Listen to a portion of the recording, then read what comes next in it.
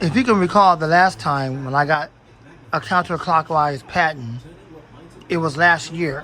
It was a 12-inch model. The blade spins in the opposite direction to move the air forward, counterclockwise or backwards. Well, now almost a year or so later, towards the end of this year, another one just surfaced. Because the last one I had, the motor had pretty much played out on me. It was very dangerous to run it, and it wasn't safe, and it could have overheated and catch fire, so I had to throw that one out immediately. Well, I found another one. This one is in mint condition, so let's hope and pray that the motor is not going to give me the same kind of trouble. I believe it has a Fasco motor. I'm not sure if it's a Fasco or a Macmillan, but it looks more like a Fasco.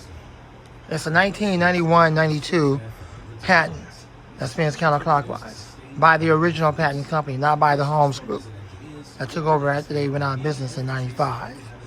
So let's unbox this and let's see what we're dealing with. This one happens to be white, and then also the blade is navy blue or like royal blue. So let's open it up. Let's see what we're dealing with. Here we go. Wood splinters, fragments of vehicles, and bits of household items reduced to a fine, granular mix. Cars were missing or found mangled far from where they started. Trees, once marking property lines, stood as bare trunks or were uprooted entirely, their bark blasted away by wind and flying debris. The toll on life extended beyond the human tragedy. Nearly 300 head of cattle were killed, many thrown more than a quarter mile, their bodies scattered across fields and fence lines. The loss of livestock deepened the trauma for families whose livelihoods depended on those herds. 13 people were injured, some with wounds so severe that only the speed and skill of local EMS teams made survival possible. Yet for many, even the best sheltering efforts proved futile. The tornado's intensity at ground level was so extreme that, in the core destruction zone, survival above grade was nearly impossible. Warnings had gone out with about 10 to 12 minutes of lag time, and local sirens sounded. Still, the slow, visible approach of the storm led some to watch rather than flee. Survey interviews later revealed a painful truth. Even with adequate warning, the combination of F5 wind speeds and prolonged exposure left almost no margin for error. Forensic engineers examining the site struggled to distinguish between the limits of construction and the absolute power of the storm. The Jarrell event became a benchmark for the upper limits of the original F-scale, exposing how even well-built rooms could be swept clean when a tornado storms overhead. The landscape and the questions it raised lingered long after the wind had died. Today, Jarrell's vanished streets are a warning etched in meteorological textbooks, a reminder that even unlikely storms can rewrite the rules in minutes. Texas has not seen another F5 since, but record instability and erratic boundaries remain possible any spring. When the atmosphere breaks pattern, survival demands more than routine. The next lesson may arrive before we expect it. What would you do if the warning came today?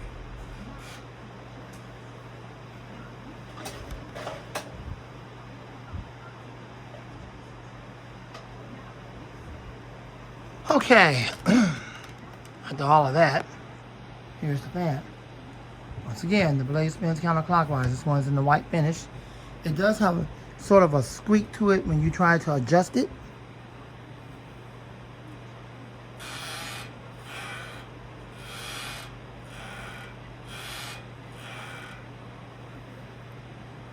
It doesn't mean something's wrong with it. It just means that it's really, really tight. Like right here. Like right here, it's really tight. So I would have to loosen that up a little bit. But I'm not going to tamper with it. That's fine. I don't mind the noise, as long as I can adjust it.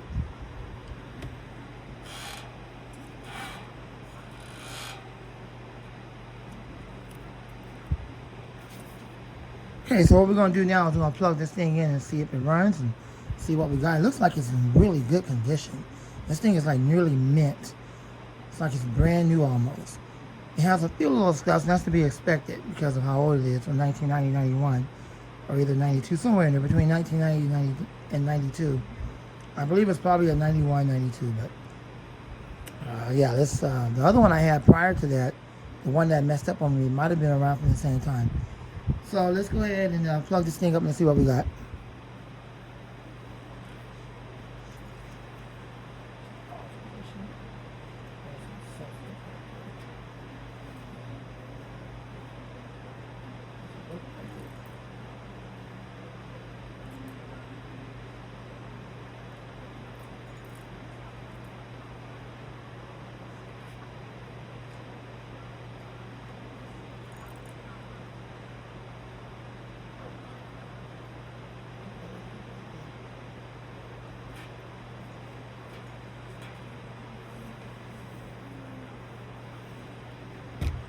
I was looking to see if it has oil ports, and unfortunately, that motor, that Fasco motor, does not have an open bearing, nor does it have oil ports. So I guess that's the beginning of them, even back then, the 90s, of slowly but surely not supporting oil ports. That's unfortunate. So when it comes to giving it oil, the only thing I can do is just give it oil through the front bearing where the shaft comes out at. That's the best I can do. I'm not Jordan U. I don't pull motors apart and do all that stuff. I told you that before. So what we're going to do now is just run it and let's hope for the best.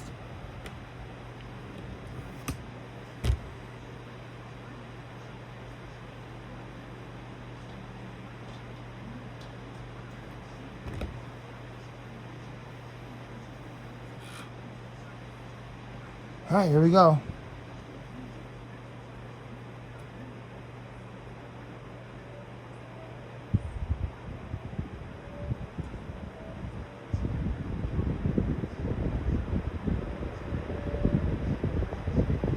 Has some really cool startup sounds, that's for sure.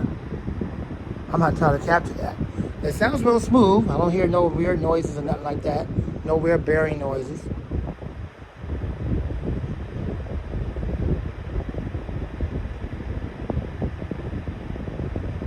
At least not yet.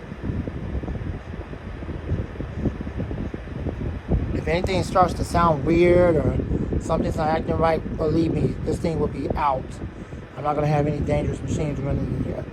I pray that that's not the case. So far, it's so good. The airstream is decent.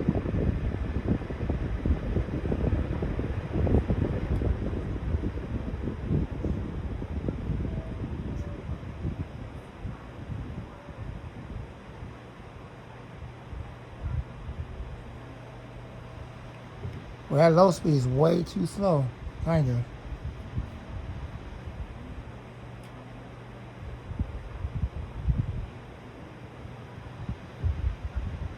It's real quiet on low and medium, if that's the real low and medium.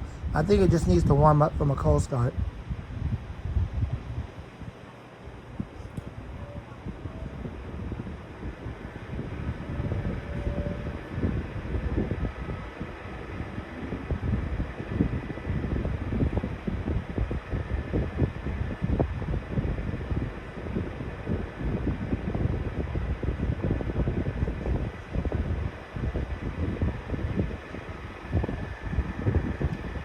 It's kind of making a strange noise, like the bearings could be a little dry.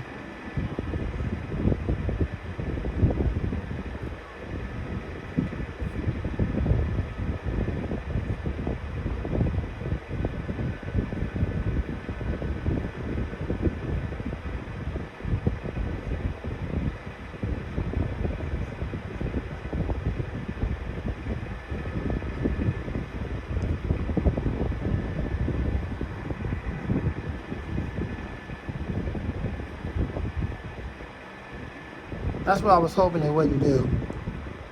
But you can't let the looks deceive you. I mean, it could be in mint condition, but the motor is the most important thing. And if that motor is not running correctly, that's a problem.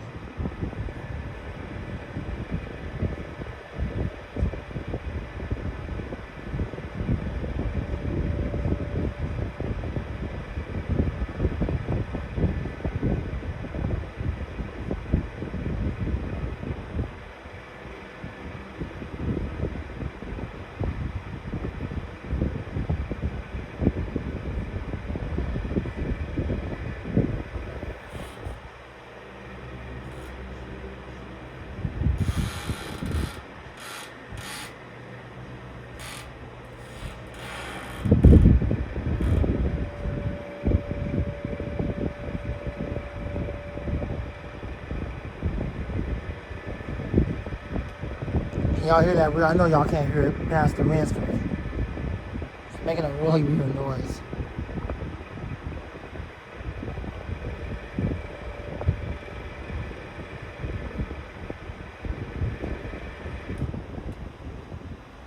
Alright, let's spin it down. And I'll be able to tell us if the bearings are the issue or what. That doesn't seem to be the problem.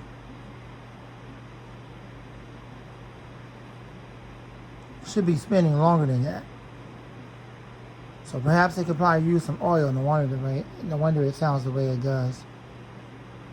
It runs, but just like the other one, I'm telling you, if this thing starts making weird and strange noises, unfortunately, just like before, it has to go, and it'll be the second time that has to happen. It's like deja vu. I hope and pray it doesn't happen.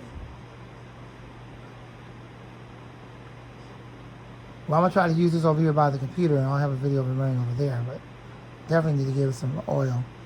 I guess I'll do that off camera. Anyways, there's the Patton again, the 1991, 92, counterclockwise Patton. Thanks for watching. I hope you enjoyed the video. My man, more to come soon, God willing. And out. Okay, here it is over here being used by the computer, running on low. The paper towel is because I've given it, okay, not going to edit the video, don't feel like doing that. The paper towel is because I've given it oil in the front bearing, and it seemed to quiet the bearings down. That's what it needed. It is making different harmonics and like humming sounds. That's what it's supposed to do. But yeah, I got it running on medium. So pretty soon I'm going to take that paper towel from under it once all the oil is done. I'm giving it some zoom spout. Front bearing only, that's all I can oil it in. Seems to be doing quite well even when I put it at high speed.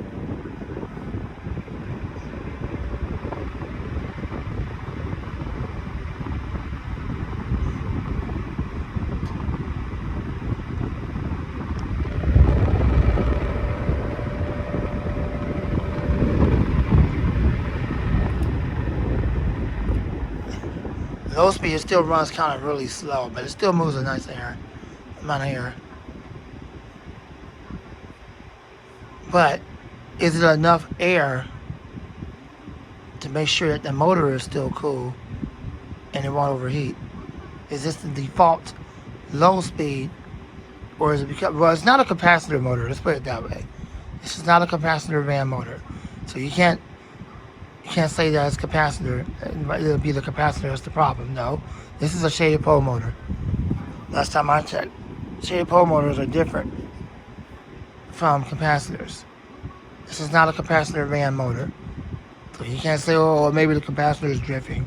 No, it's a shaded pole motor. So maybe this is the low speed by default.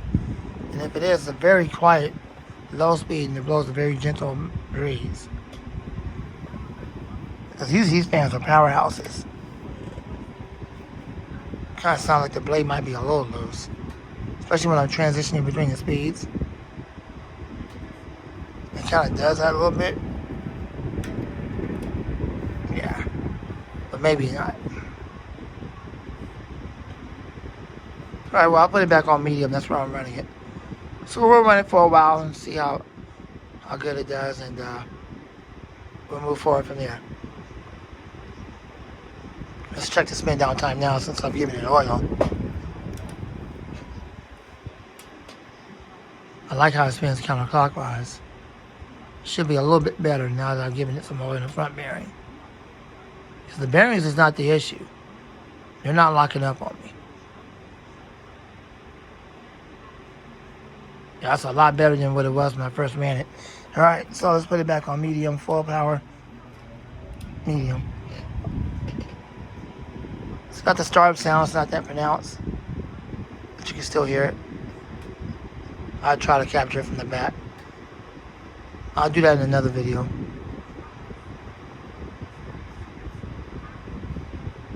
Alright, so yeah, the bearings is not the issue, and the motor is shaded pole. So we're just going to run it for a while, and let it get some use and see where we go from there. If anything weird starts happening, I'll come back on camera. I hope that's not the case. I don't wish that on anything I did. So it should be good. Just run it on medium. Alright, thanks for watching. I'm out the Fan Man and out.